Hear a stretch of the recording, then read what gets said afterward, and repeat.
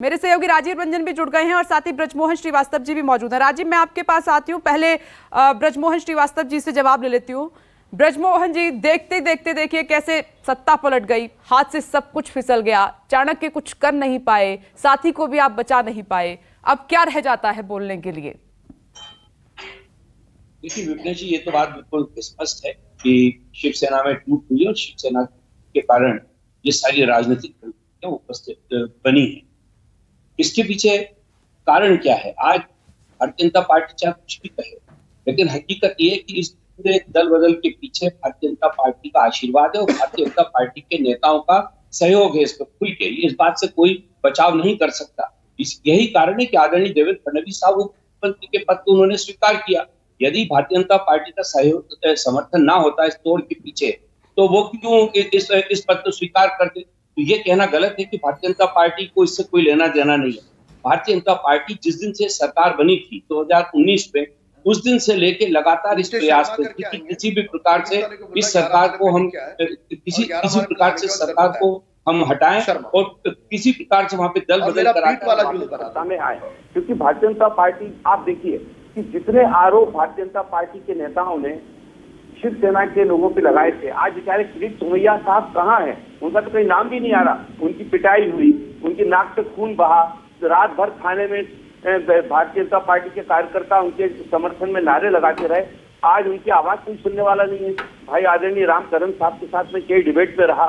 यही डिबेट में भारतीय शिवसेना के जो तत्कालीन विधायक थे, जो मंत्री थे, उन पे उन्होंने आरोप लगाए। लेकिन आज भारतीय जनता पार्टी उनके साथ बैठकर सत्ता का स्वाद लेना चाहती है, इसमें किसी को आपत्ति नहीं है। मैं ये कहना चाहता हूँ कि ये गैर कानूनी तरीके से बनी हुई एक एडहॉक गवर्नमेंट है, जिसको कि बड़े अफसोस के साथ कहना पड़ता है कि ऐसी एक सरकार को जो कि गैर कानूनी तरीके से बनाई गई है। नहीं ब्रजमोहन जी, गैर कानूनी कैसे? आपने जब गुवाहाटी में डटे हुए थे, विधायक उनका लेटर पढ़ा था, उन्होंने क्या लिखा उद्धव ठाकरे के बारे में, पार्टी के बारे में, शरद पवार के बारे में? उन्होंने कहा बीजेपी पर तो कुछ नहीं कहा, उन्होंने कहा मिलते नहीं थे, हमारी सुनी नहीं गई, दूसरे नेताओं को ज्यादा तवज्जो दी गई, हमें दरकिनार किया गया, अनदेखा किया गया, तो वो इंसल्ट फील कर रहे थे। एक बड़ा कारण उन्होंने बताया। और आज जो सांसद पार्टी को छोड़ बैठे हैं, वो दिल्ली में एक प्रेस कॉन्फ्रेंस करने वाले हैं, उनको भी सुन लीजिएगा वो क्या कहते हैं। मैं ये कहती हूँ कि जब एक उंगली आप किसी के ऊपर उठाते हैं तो कुछ उंगली आपकी तरफ भी उठती हैं। तो मुझे लगता है कि मंथन और चिंतन का वक्त है। ब्रजमोहन जी, एक मिनट सर, और दोबारा एक दूसरा सवाल मैं पूछूंगी कि अब शिवसेना आपको किसकी नजर आ रही है? मैं आती हूं दोबारा। राजीव, मैं विश्लेषण के लिए आपके पास आ रही हूं, तस्वीर पूरी साफ है, फिर भी मैं सवाल आपसे ये करती हूं कि शिवसेना का भविष्य अब आपको क्या नजर आ रहा है और शिवसेना किसकी, एकनाथ शिंदे की या उद्धव ठाकरे की?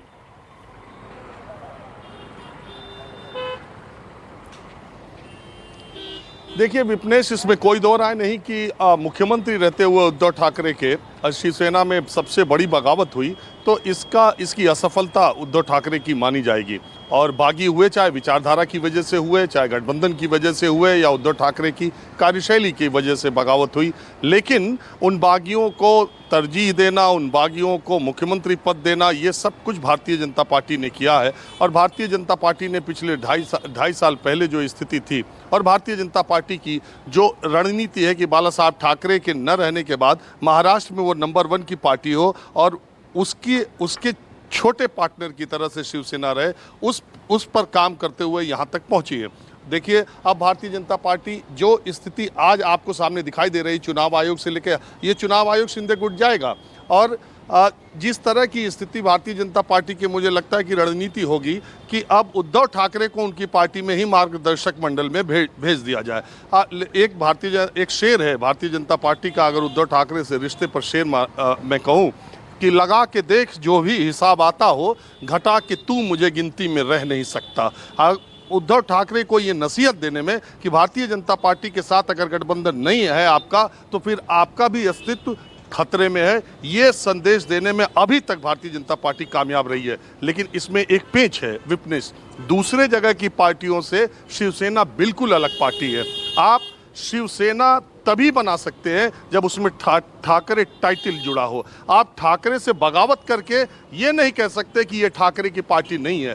ठाकरे टाइटल के बगैर कोई शिवसेना मुंबई में या महाराष्ट्र में एग्जिस्ट नहीं कर सकती, और ये सबसे मजबूत पहलू उद्धव ठाकरे का है। आज के दौर में आपको एकनाथ शिंदे और भारतीय जनता पार्टी गठबंधन और जिस तरह से काम है वो आपको अपर हैंड इसको कहा जाता है, एज जिसको कहा जाता है, वो आज इन लोगों को मिल रही है। लेकिन कल की परिस्थिति में 2 महीने बाद जो बीएमसी के चुनाव होने, अगर आदित्य ठाकरे और उद्धव ठाकरे की आंखों में आंसू आ गए और उन्होंने रैली में ये सब बातें कहना शुरू कर दिया, जब उनका दांव चलने का टाइम आएगा, जैसा कि उद्धव ठाकरे ने अभी कहा है कि वो महाराष्ट्र की पूरी यात्रा करेंगे, तब ये देखना दिलचस्प होगा कि दरअसल शिवसेना किसकी है। चुनाव आयोग अभी तो चर्चा ये भी आ रही है कि शिवसेना भवन पर भी, जो दादर में शिवसेना भवन है, उस पर भी दावा ठोकने की एकनाथ शिंदे गुट की तैयारी है। तो कुल मिलाकर के बीजेपी मुझे लगता है कि बीजेपी की दीर्घकालिक रणनीति ये है कि बाला साहब ठाकरे के विचारों वाली शिवसेना तो हो, लेकिन माइनस ठाकरे हो। और शिवसेना में अभी तक मुझे कोई ऐसा ताकतवर आदमी नहीं दिखाई देता जो मुंबई और महाराष्ट्र में ये खड़ा होकर कह दे कि ये शिवसेना मेरी है और उद्धव ठाकरे और आदित्य ठाकरे का इससे कोई रिश्ता नहीं है। इस पर मैं राम कदम जी से जवाब लूंगी, लेकिन किशोर तिवारी जी क्या कहना चाह रहे हैं आप बताइए। अब यही, क्योंकि उनको अध्यक्ष पद से नहीं हटाया है, तो लग रहा है कि मार्गदर्शन मंडल में उनको भेजा जाएगा उद्धव ठाकरे को। आपको क्या नजर आ रहा है? नहीं, देखो, हम जब बीजेपी से हमने सांठगांठ की थी तो तब अटल जी, प्रमोद जी और गोपीनाथ मुंडे जी थे। अब वो लोग नहीं रहे, अब बाला साहब भी नहीं रहे। तो बाला साहब के बाद की शिवसेना उन्होंने औरंगाबाद में उद्धव जी ने क्लियर की कि मेरी ये शेंडी और जनेऊ की हिंदुत्व नहीं है, मेरा हिंदुत्व ये बहुजन का हिंदुत्व है। तो बाला साहब ठाकरे के बाद के शिवसेना को पहली बार ये चैलेंज मिला है। लेकिन मुझे लगता है कि हम लार्जर इसमें ये बनिया और ब्राह्मणों की पार्टी से दूर जा रहे हैं, तो हम बहुजनों के पास जा रहे हैं। मुझे लगता है कि इससे शिवसेना बहुत आगे जाएगी। और ये जो बात कर रहे हैं ना राजू रंजन, तो शिवसेना भवन के आजू बाजू भी ये आ नहीं सकते, एक बात। दूसरी बात मैं बता दूं कि हर लड़ाई के लिए हमने हमारी मानसिकता बना ली है।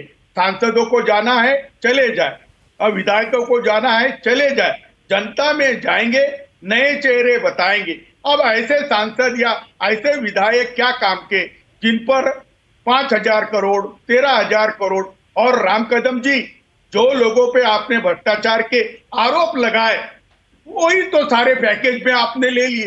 तो आप भ्रष्टाचार के खिलाफ है कि पार्टी फोड़ने के पक्ष में है? ये पूरा का पूरा पैकेज डील आपने ही कराया। अब आप बोलते हमारा अंतर्गत मैटर है, तो अब जनता ही तय करेगी। मैं तो जनता पे छोड़ देता हूं। तिवारी जी, ये देखिए, चुनाव आयोग से शिंदे गुट मिल रहा है, उनके पास पूरे नंबर हैं, सब उनके साथ खड़े हो गए हैं, सिंबल पर वो दावा ठोक रहे हैं। आपको चिंता नहीं है कि इस बात की? नहीं, ये आप ही कह रही है, शिंदे जी कह दे तो कोई बात है, लेकिन मैं जो कानून का विद्यार्थी हूं और मैंने जो कानून समझा है, इलेक्शन कमीशन यह स्टेप तो कभी भी ले नहीं सकता। अब वो मोदी सरकार में सारे उनके पेरोल पे काम करती है तो कुछ हो जाए, लेकिन कानून जो आज तक कहता है उससे यही है कि बस सर, एक बड़ी खबर। नमस्कार, मैं हूं मानक गुप्ता। अगर आपको हमारा ये वीडियो पसंद आया हो तो इसे लाइक और शेयर जरूर करें, और हाँ, हमें सब्सक्राइब और फॉलो करना ना भूलें ताकि आप देश और दुनिया की कोई खबर मिस ना करें। तो जुड़े रहिए हमारे साथ और देखते रहिए News 24।